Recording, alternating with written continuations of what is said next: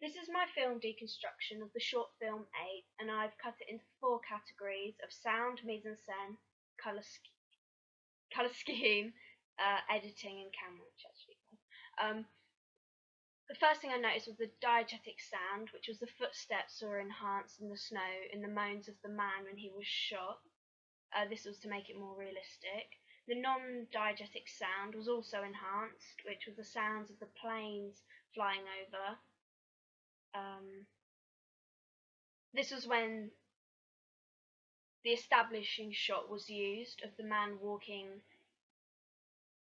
across the snowy landscape when he came out of the woods, which established what the film was about, and it tells the audience that it was a war-based film. Another way they did this was by using gunshot sound effects. In mise-en-scène, I saw that the props are already laid out in hand. For example, when the bomb was under the snow, and when the man had the tissues on hand when he had fallen from the sky, where he had parachuted to the wrong place and he had a bloody nose, and he used the water to clean it and have a drink. They were wearing 2 different army uniforms, which were slightly different colour with a different badge on the shoulder, so the audience knew that they were enemies to each other. Yeah.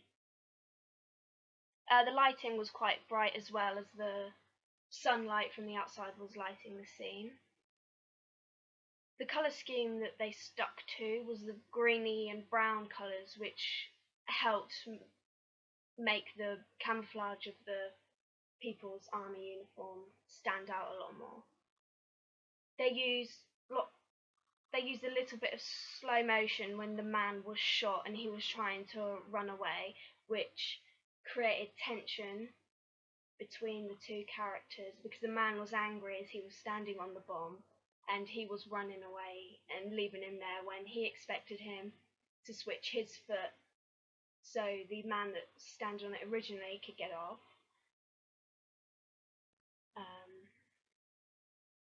There was no dialogue in this as well, which made us focus more on the action of the film. They used lots of extreme close-ups at the serious moments, which created tension. An example of this was when the man stepped on the bomb after being really smug with himself. In the previous scene before, he had put out his fag on the floor and pressed it out with his foot, and this time he did it again, but he stood on the bomb, which this created dark humour. They used lots of long shots. They started off with one of these at the beginning, which established the setting. They mainly used middle shots. They used low angle shots, and one of the times they did this was when they were struggling for the gun when one man was on the bomb, which showed that neither of them were in control, and this also created suspense. I also looked at the narrative of the film, and they only focused on 2 characters, which is because in short films you can't create a long backstory for more than 2 in the amount of time that you have. It didn't follow the classic realist narrative, as there was no positive outcome and nothing was resolved, because in the end, as a man was stepping forwards to shoot the other one, he also stepped on a bomb, so no matter what happened, they were both going to die.